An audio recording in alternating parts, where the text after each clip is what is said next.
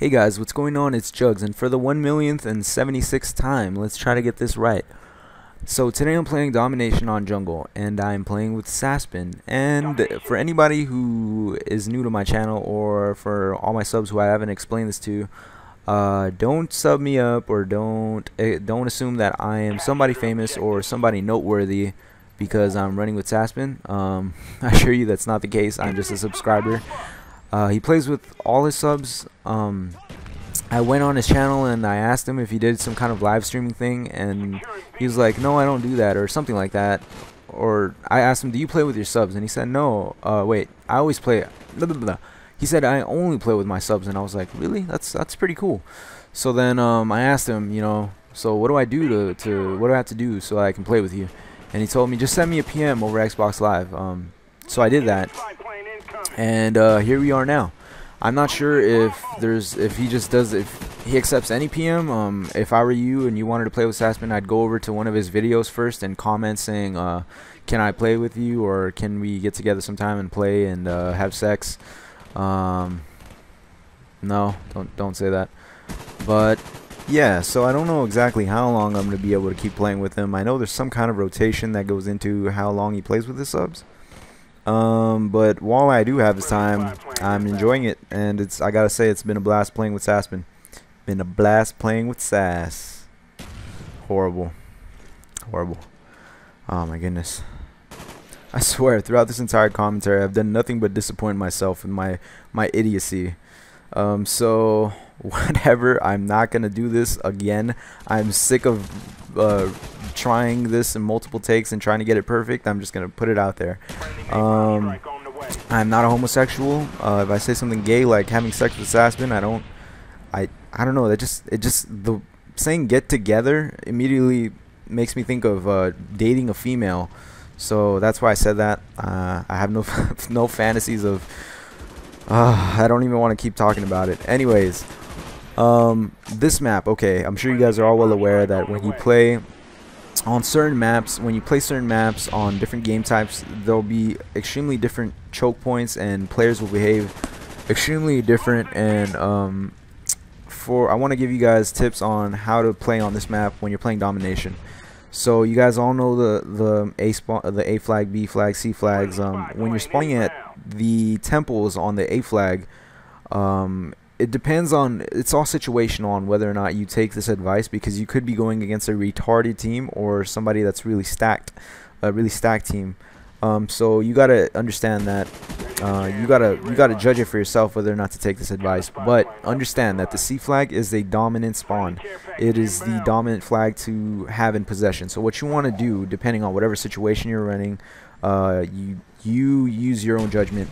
You want to take control of the C flag from the A temple and flip the spawns. Disregard B for a brief moment in time. Get your team organized and go through the village. Keep them busy and switch the spawns and have them spawn at the temples and your team spawn on the C flag, because from there you have the camper rock, which I'm sure you guys are all aware of. So instead of leaving that for the other team to annoy you with, you want to get that out of the way and take advantage of it for yourself. So that's what's going on with that. So now when you're on the C flag, if you manage to get on the C flag right off the bat, then what you want to do is you want to take control of make sure that you have your perimeter set up. Don't let them flip the spawns on you, and then just go ahead and take B. You're good to go from there. Make sure you have somebody up on the rock defending B, and then have some kind of motion sensor or someone at the village, because that's a major choke point for people trying to flank and flip the spawns. A lot of times that might not be what these people were trying to do. These people were pretty horrible, and here I just fucking fail. These people were really bad players. So I'm not sure if they were heading to the village because they had some kind of TDM mentality still in their minds, because this village is a really important place to be in when you're playing TDM. But I take advantage. I'm making sure that just in case they do have plans of if they're accidentally setting themselves up for success, then I want to squash that entirely. So I'm setting myself up here and I'm picking them off. I'm communicating to my team that they're all heading through the village.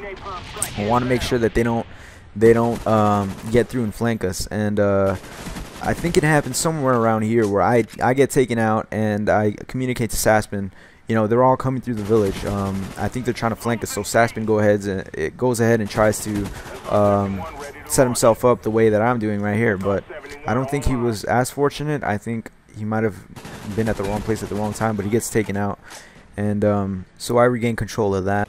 An important thing to realize is that when you're defending this area, when you're cutting off this choke point, the same goes with any Call of Duty game.